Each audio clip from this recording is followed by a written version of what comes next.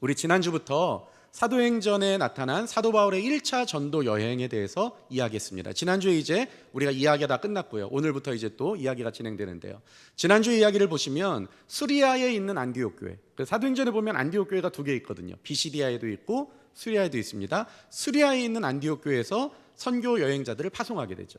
이 사람들이 그 수리아를 기점으로 저기 소아시아나 아주 이렇게 대륙으로 이렇게 뻗어나갈 줄 알았는데 그렇게 안 가고요. 어디로 갑니까? 실루기아라고 하는 항구 도시로 갑니다. 다시 이야기하면 바닷가로 가는 거예요. 땅끝이죠. 그리고 어떻게 합니까? 거기서 배를 타고 구보로라고 이야기하는 섬으로 가게 되죠. 구보로에 당도했던 첫 번째 도시, 바로 살람이라고 이야기하는 항구 도시에 당도합니다. 거기서 전도를 하고요. 그리고 그 구보로 섬을 정확하게 가운데로 관통해서 맨 끝에 있는 파푸스, 바보라고 이야기하는 이 도시에 도착하게 되죠. 이 바보라는 도시는요, 이 구레네라고 이야기하는 큰 섬의 행정 수도와 같은 도시였습니다. 그리고 거기에는요, 로마에서 파견한 이 총독이 주둔하고 있는 그런 도시였죠. 그러니까 이 전체에 있어서 굉장히 중요한, 이 섬에 있어서 중요한 도시였습니다. 거기서 이제 복음을 전했는데, 우리 지난주에 했던 얘기가 무엇이었습니까? 바예수라고 이야기하는 마술사가 서기오 바울이라는 이 총독이 예수를 믿으려고 하니까 계속 반대했다, 이런 얘기들을 했습니다. 그리고 거기서 이제 바예수가 장님이 되면서 이 모든 놀라운 일들을 봤던 서기오 바울이 야, 하나님이 살아계시다 하고 하나님을 영접하게 되죠. 그리고 전도 여행자들은 어떻게 합니까? 거기서 이제 배를 타고 드디어 이제 이 육지 땅으로 오게 됩니다. 밤빌리아에 있는 버가라는 도시에 도착하게 되는데요. 거기 도착하자마자 어떤 일이 벌어집니까? 같이 하고 있었던 마가 요한이라는 젊은 청년이 나는 못하겠습니다. 너무 힘듭니다. 사람들이 박해하고 힘들게 하고 대항하고 나는 이런 줄 몰랐습니다 하고 자기 고향으로 돌아가 버리죠. 그리고 바나바와 바울이 거기서 정신을 차리고 다시 이제 선교 여행을 떠나는데요. 비시디아 안디옥이라는 도시로 가게 됩니다. 거기서 회당에서 열심히 복음을 전했는데 사람들이 너무 좋아해요. 뭐라고 이야기합니까? 다음 주에 와서도 꼭 이 말씀을 전해주세요 이야기하죠. 그래서 다음 주에 진짜 갔어요. 그랬는데 사람들 눈빛이 달라진 거예요. 옛날 같지 않습니다. 그리고 어떻게 합니까? 막 반대를 하는 거예요. 그러면서 막 몰아세우는 거죠. 그리고 보니까요, 비시디아 안디옥에서 이들을 쫓아내 버렸어요. 그러면서 이 사람들이 배신감을 느끼게 됩니다. 그리고 이 전도여행 계속 이렇게 오면서 사람들의 반대와 또 시기와 질투, 그리고 또 사람들이 강제적으로 막 이렇게 자기네들을 몰아내는 이런 것들을 계속 경험하는 거예요. 쫓겨나는 거예요. 그러나 우리가 지난주에 어떤 얘기했습니까? 쫓겨났으나 그것이 실패는 아니었다, 이런 얘기했어요. 왜 그렇습니까? 13장 48절 이렇게 이야기해요. 하나님의 말씀을 찬송하며 영생을 주시기로 작정된 자는 다 믿더라 라고 이렇게 이야기하고 있어요. 사람들은 쫓아냈어요. 박해했어요. 핍박했어요. 그래서 정말 비참하게 쫓겨났어요. 배신감도 들어요. 사람들이 자기들을 배신했어요. 그렇지만 눈에 보이는 그런 역사만 있었던 게 아니라 하나님이 창세전부터 구원하시기로 작정한 모든 사람들이 다 이 복음으로 지금 예수 그리스도를 영접했다라고 이야기하고 있어요. 또 뭐라고 이야기합니까? 52절 보시면 제자들은 기쁨과 성령으로 충만하니라 라고 이야기하고 있죠. 그러니까 이 일이 실패했다? 아니요. 쫓겨났지만 실패한 일은 아니었어요. 쫓겨나고 거부당했지만 완벽하게 성공한 일이었어요. 지금 그것을 지금 성경이 이야기했습니다. 이렇게 비시디아 안디옥에서 쫓겨나고 나서 그 이후의 행보를 우리가 오늘 볼 텐데요. 51절 한번 같이 읽어보겠습니다. 자, 시작. 두 사람이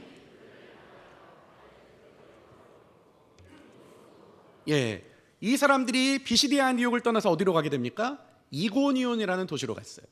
그리고 거기서 이제 회당에서 또 사람들을 만나게 됩니다. 14장 1절을 보시면 이고니온에서 두 사도가 함께 유대인의 회당에 들어가 말하니, 회당으로 들어가요.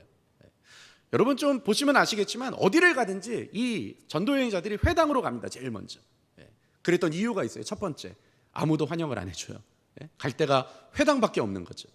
그리고 또 한 가지는요, 회당 예배의 특징을 아시면 회당으로 갈만하다, 이렇게 여러분들이 이해를 하실 거예요. 회당에는요, 회당장이라는 사람이 있습니다. 이 회당장이 우리가 이해할 때는요, 어느 교회의 담임 목사 정도라고 생각하면 약간 달라요. 회당장은 담임 목사랑 약간 다릅니다. 회당장의 주요 업무는 뭐냐면요, 회당에 있는 성경을 잘 관리하는 게 주된 업무예요. 지금 이 한국교회의 담임 목사라고 이야기한다면 이 예배를 집례하는 게 주요 업무 아니겠습니까? 그런데 회당장은 그렇지 않아요. 성경을 관리하는 게 주요 업무입니다. 왜냐하면 당시는요, 종이가 발달한 그런 시대도 아니었고요, 또 인쇄술이 발달한 그런 시대도 아니었어요. 성경을 어떻게 만들어야 돼요? 누군가는 꼬박 이거를 다 써야 되는 거예요, 그냥. 그래야 이제 성경이 됩니다. 그런데요, 종이도 없다 보니까 어떻게 합니까? 이 가난한 사람은 성경을 가질 수가 없어요. 그리고 조금 부자 정도 된다 그러면 그런 사람들은 어떤 성경을 갖느냐, 바로 파피루스라는 성경을 가져요. 그게 뭐냐면 파피루스는 식물 이름입니다. 뭐 억새 이런 거예요. 그거를 다 끊어다가 말려가지고 얼기설기 짜가지고요, 그 위에다가 글씨를 쓰는 거예요. 근데 문제는 어떤 문제가 생기냐면, 이게 식물이다 보니까 날이 좀 덥다, 햇빛이 쨍쨍하다 그러면 이게 그냥 다 바스러져 버리는 거예요. 그러니까 그게 인건비도 얼마나 비싸겠습니까? 누군가가 이걸 다 써야 되는 거잖아요. 그 사람 인건비에, 파피루스 만들었던 그 제작비에 다 해가지고 성경을 내가 가졌는데 이 성경의 유효기간이 얼마 안 되는 거예요. 시간만 가면 다 부스러지는 거예요. 그러니까 성경은요, 가난한 사람들이 가지고 있을 만한 그런 물건이 아니었어요. 그럼 어떻게 합니까? 진짜 부자들은요, 이 파피루스는 부서지니까 안 부서지도록 어디에 성경을 기록하는가? 바로 소가죽이나 양가죽에다가 성경을 기록하는 거죠. 그럼 문제가 생깁니다. 어떤 문제가 생깁니까? 너무 가격이 비싸진다는 거예요. 그러니까 당시 성경이 있다 이렇게 이야기하면 뭐 이게 비교가 될지 모르겠는데요, 지금으로 이야기하면 엄청 좋은 뭐 해외 스포츠카가 있다 뭐 이런, 뭐 이렇게 이제 비교를 할 수도 있을 거예요. 그러니까 그 흩어졌던 유대인들이 말씀을 사모하며 어떻게든 모이려고 만들었던 그 회당, 그 가난한 사람들이 어떻게든 돈을 모아가지고 성경을 하나 마련해가지고 그 회당장이 그 성경을 지키는 거죠. 그리고 회당장의 두 번째 임무는요, 회당이라는 그 건물을 보수하고 지키는 게 회당장의 임무였어요. 그러니까 회당장이 지금 한국교회의 담임 목사도 아니에요. 약간 다른 어떤 의미가 있었던 거죠. 그럼 예배는 어떻게 드리는가? 이렇게 드려요. 성경이 너무 귀하니까 예를 들어서 뭐 중학생이나 고등학생 한 명 불러다가 야 성경 가져와 이렇게 할 수 없어요. 왜요? 너무 귀하거든요. 회당장이 직접 가서 그 성경을 가져다가 많은 청중들이 안식일날 모였으면 그 성경을 펼쳐서 이제 읽는 거예요. 쭉 읽습니다. 그러면 이제 성도들이 듣는 거죠.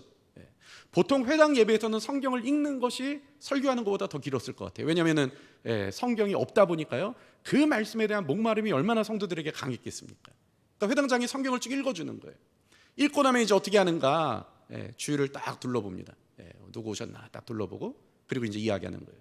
오늘 우리가 말씀을 읽었는데 이 말씀을 듣고 도전이 되거나 은혜를 받으신 분들 있으면 앞으로 나와서 그 은혜를 나눠주시죠. 그러면 그게 곧 설교가 되는 거예요. 만약에 한번 생각해 보세요. 지금 현대에 담임 목사가 성경 부분을 딱 읽고 딱 둘러보고 오늘은 누가 은혜 받았나 보다가 이수원 장로님 한번 앞으로 나와주시죠 해가지고 설교를 부탁한다. 그런 사회가 오면 목회할 만하겠네요. 그런데 당신은 그랬다는 거예요. 그러다 보니까 이 선교사들에게 있어서는요, 회당 예배는 너무 좋은 복음을 전할 수 있는 기회가 되는 거죠. 왜 그렇습니까? 당시의 성경은요, 신약이 지금 완성되지 않았을 때니까 무조건 구약이에요. 구약의 이사야서가 됐든 예레미야서가 됐든 창세기가 됐든 한 본문을 읽고 나는 거죠. 그리고 이제 은혜 받은 사람 나오세요 이야기하면 구약은 다 똑같잖아요. 오실 메시아를 지금 증거하는 책인데, 그러니까 어느 본문을 읽든지 간에 무작정 나가면 돼요. 그리고 뭐 하면 돼요? 그 오실 메시아에 대해서 자기가 설명하면 되는 거예요. 그 메시아가 진짜 오셨다, 그분이 예수님이다, 그분이 부활하셨다, 우리의 모든 죄를 지시고 십자가에 달리셨다, 그냥 얘기하면 그것이 곧 설교이자 전도가 돼버리는 거예요. 그러니까 전도 여행자들은요, 회당으로 들어간다 너무 좋은 거죠. 많은, 내가 일일이 만나지 않아도 사람들이 일부러 다 모여 있고요, 거기다 대고 그냥 마음껏 복음 전할 수 있으니까요, 이 사람들은 어디를 가든지 회당을 중심으로 이렇게 이동했던 것들을 볼 수가 있습니다. 그런데요, 이 이고니온에서도 회당에 들어가서 똑같이 복음을 전했는데 어떤 일이 벌어지는가? 너무 사람들의 반응이 좋은 거예요. 14장 1절 한번 같이 한번 읽어봅시다. 자, 시작. 이에 이고니온에서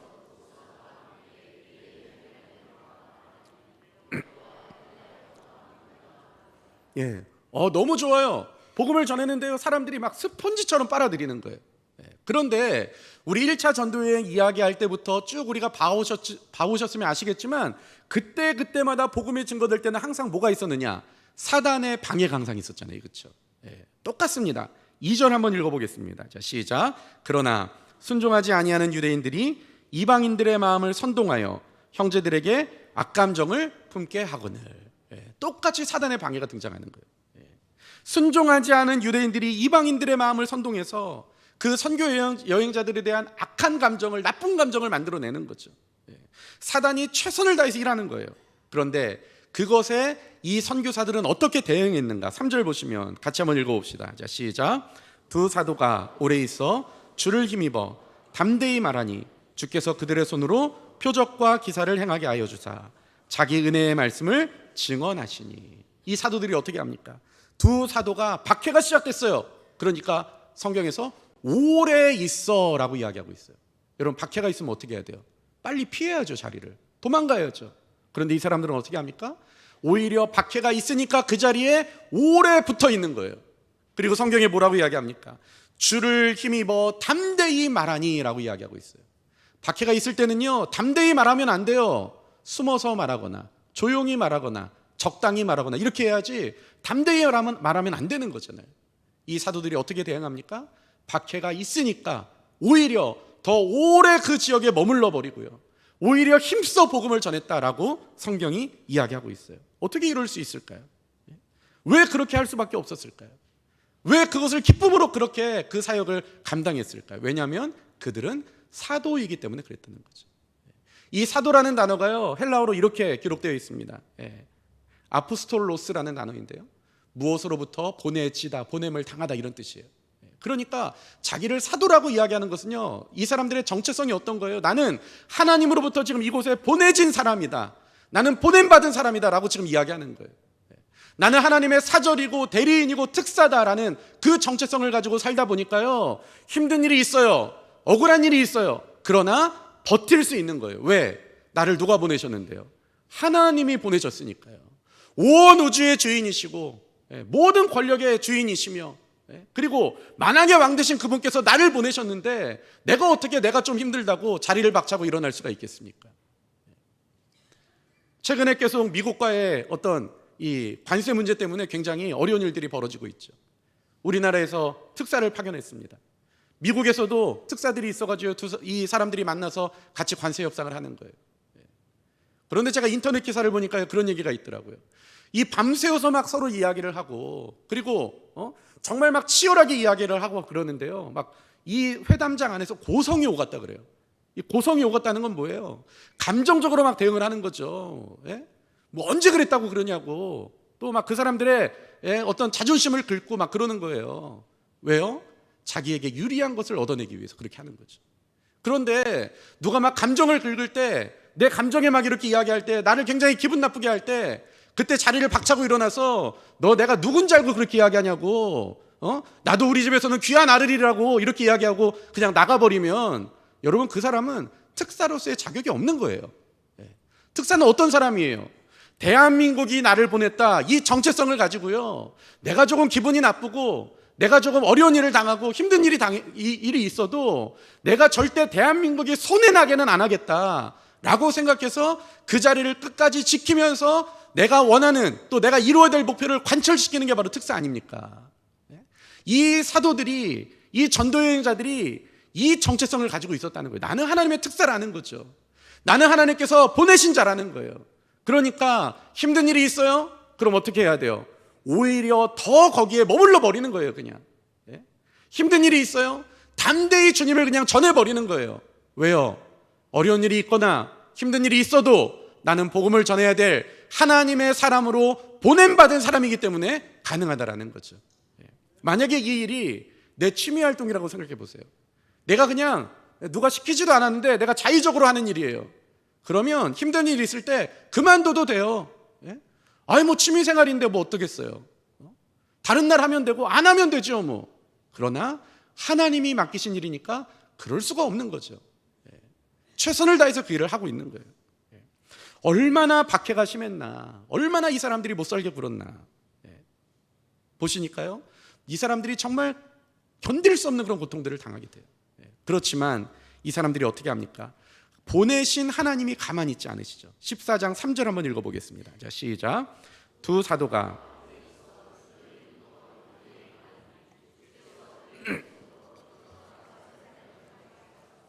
자기 은혜를 말씀을 증언하시니. 보내신 하나님이 가만히 안 있으시죠. 그 사람들이 힘들고 어려운 일들을 겪고 있는 걸 알고 계세요. 그렇지만 그 자리를 지키며 복음을 증거하기 위해서 최선을 다하는 것을 알고 계세요. 그러니까 하나님께서 어떻게 하십니까? 그들의 손으로 표적과 기사를 행하게 하여 주사라고 이렇게 이야기하고 있죠. 우리 한번 우리를 점검해 보면 좋겠어요. 우리가 살아가면서 그런 느낌 받을 때 있잖아요. 나는 힘들어요. 나는 억울해요. 나는 못 살겠어요. 그래서 하나님께 따져 물어요. 하나님, 지금 뭐 하고 계신 거예요 도대체? 내가 아들이라면서요. 내가 자녀라면서요. 하나님 지금 뭐 하고 계세요? 이러실 수 있어요? 왜 아무런 일을 안 하세요? 라고 말할 만한 상황들을 만나셨는지 모르겠습니다. 그런데 오늘 본문이 하는 얘기는 뭐예요? 누구의 손에 표적과 기사가 임합니까? 보냄받은 사람의 정체성을 가지고 그 보내신 분 앞에 성실하게 살아가는 사람의 삶에서 하나님의 표적과 기사가 임하는 거예요. 하나님, 왜 표적이 없습니까? 왜 기사가 없습니까? 말하기 이전에 내가 보냄받은 사람으로서 나는 어떻게 살고 있는지를 점검하는 게 우선이라는 거죠. 하나님께서 그 삶을 살아가는 자들에게 표적과 기사를 보내주시는 분이 맞음을 오늘 본문이 성경이 이야기하고 있다는 것입니다.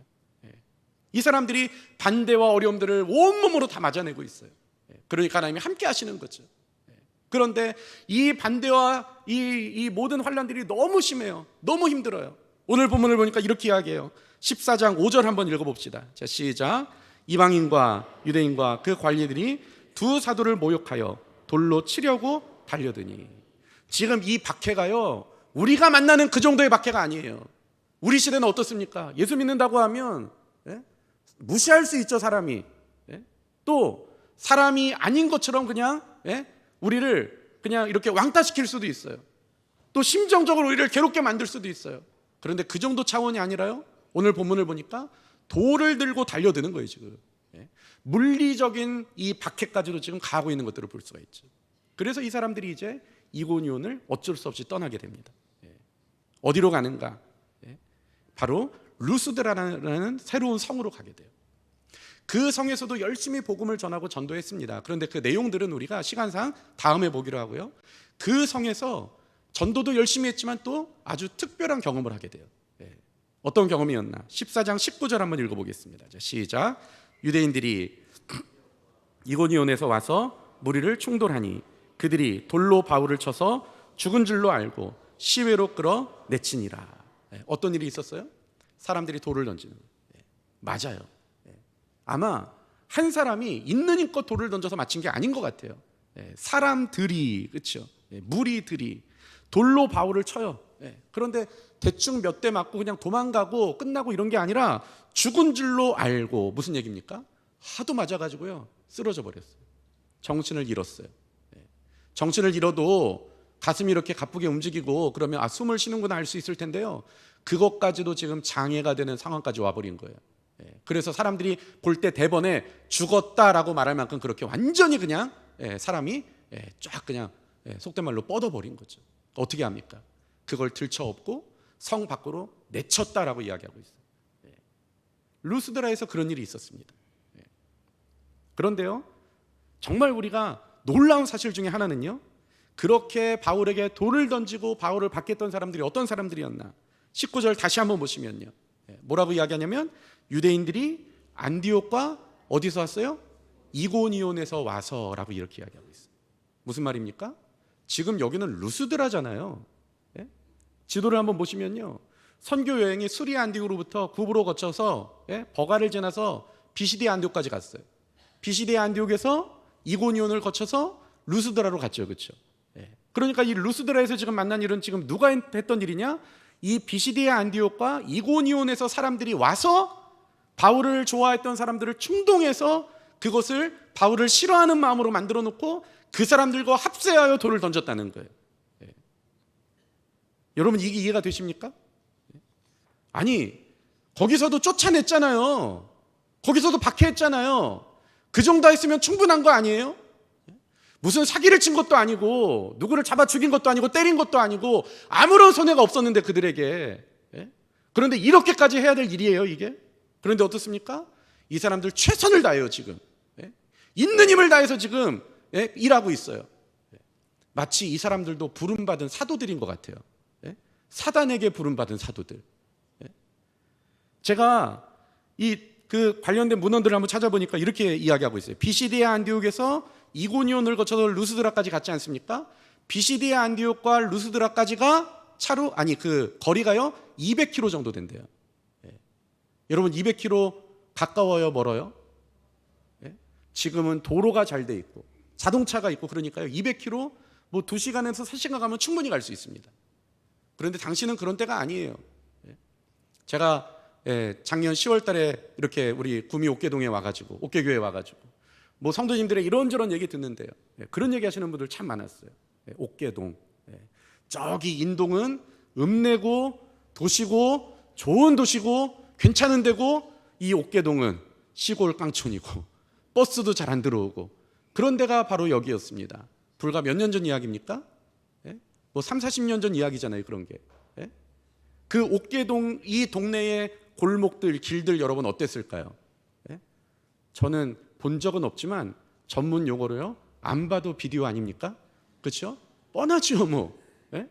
아주 그냥 굽이굽이 있는 그냥 오솔길 그리고 또 산 중턱으로 올라가고 산 밑으로 떨어지고 뭐 저기 개울가 옆으로 나고 뭐 그런 길이었겠죠. 3, 40년 전만 해도 길이 그렇다면 지금 여기서 나온 건 2000년 전 이야기예요. 그러니까 그 길이 어떻겠습니까?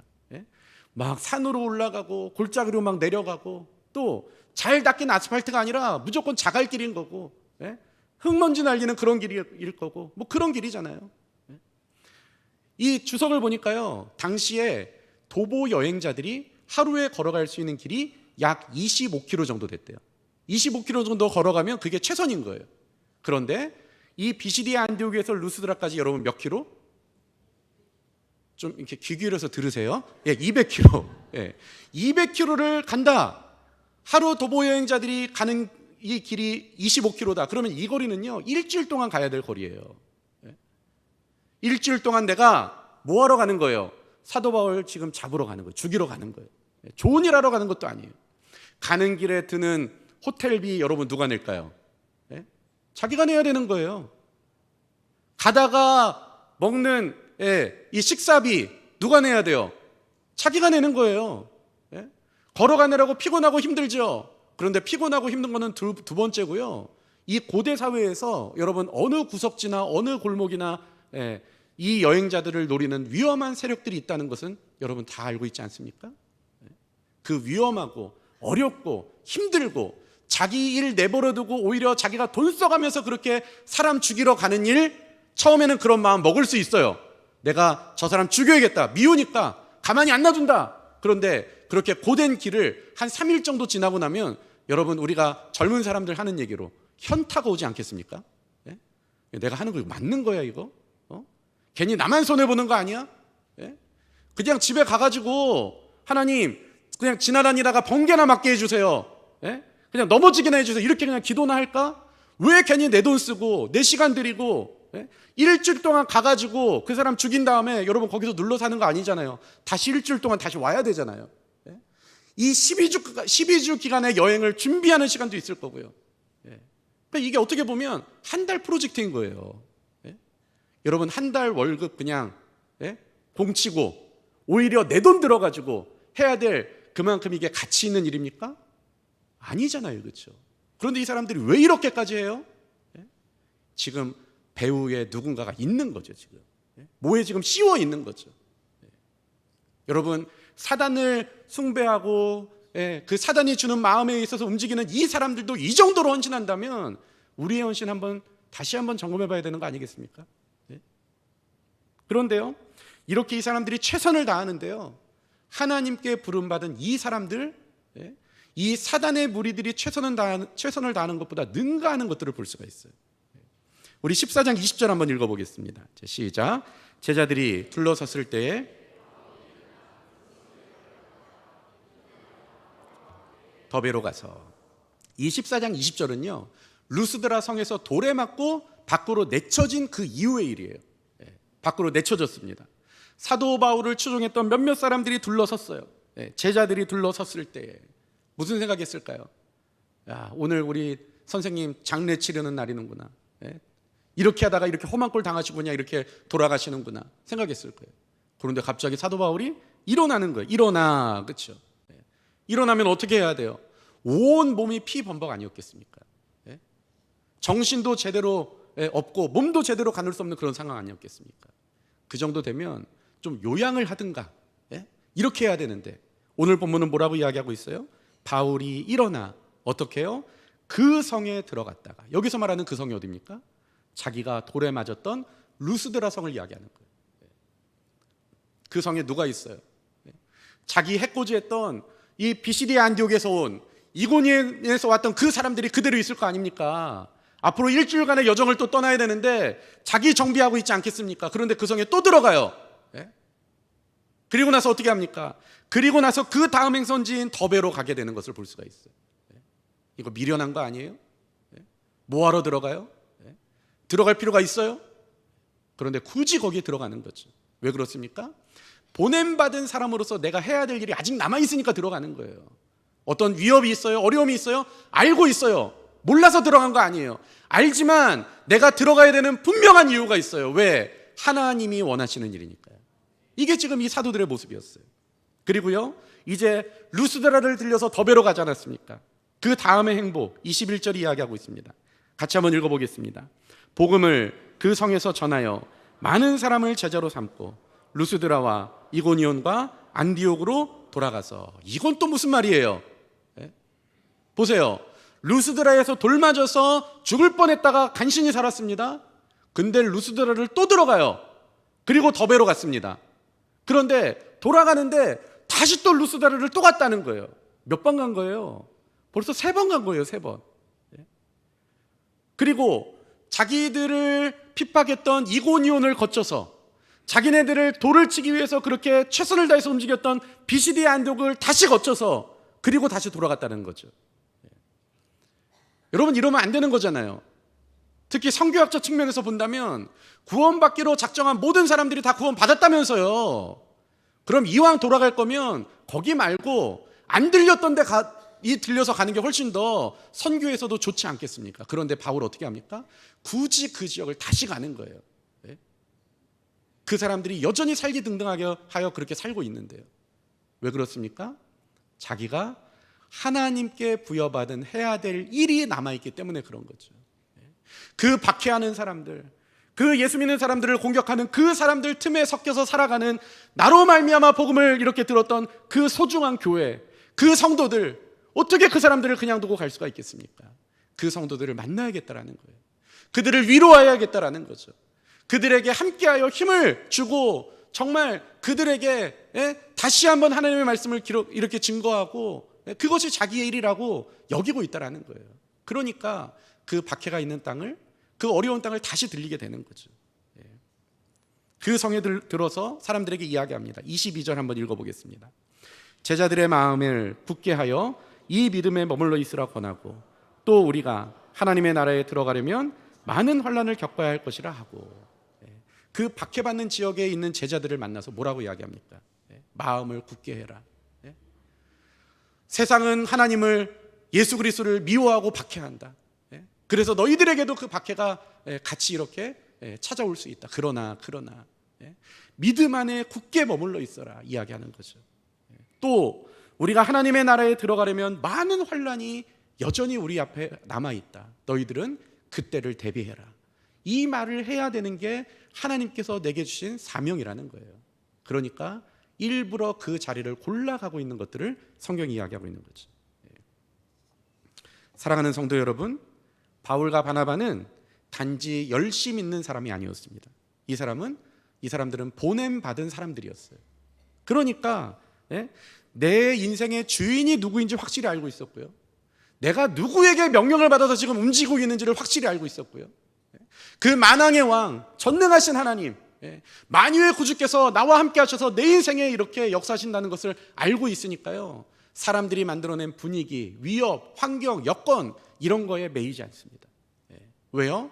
부름받은 사람들이기 때문에 그렇다라는 거죠. 내 감정과 상황으로 상황을 회피하지 않아요. 왜요? 내 감정과 상황을 능가하시는 하나님의 부르심이 내 인생에 함께하기 때문에 그렇다라는 거죠.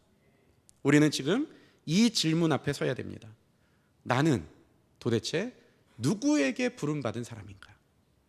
또 내가 지금 그분께서 내게 허락하신 삶의 터전과 환경은 지금 어디인가? 그 환경에서, 그 터전에서 어려운 일이 있고 힘든 일이 있다 할지라도 우리는 버텨낼 수 있어요. 왜요? 우리를 보내신 분이 하나님이신 것을 알기 때문에 그렇다는 거죠. 그리고 그곳에서 버텨낼 때 우리를 보내신 그분께서 남몰라라 그렇게 일하실 분이 아니라는 거죠. 우리가 읽었던 본문에서 뭐라고 이야기합니까? 그 손에 권능과 능력을, 이적을, 기적을 행하시는 하나님께서 일하고 계시는 것을 성경이 말하고 있다는 겁니다. 저와 여러분들이 그 손으로 표적과 기사를 행하게 하실 하나님을 기대하며 우리를 부르신 그 하나님의 부르심 앞에 순종하며 우리에게 맡겨주신 그 환경을, 그 가정과 일터와 또 내가 만나는 사람들의 그 사회를 건강하게 하나님의 말씀으로 물들어낼 수 있는 그러한 그리스도인들이 될 수 있기를 간절히 바랍니다. 이게 바로 부름받은 자, 보냄받은 자의 모습입니다. 이 모습이 우리 교회 안에 풍성하게 드러나기를 간절히 바랍니다.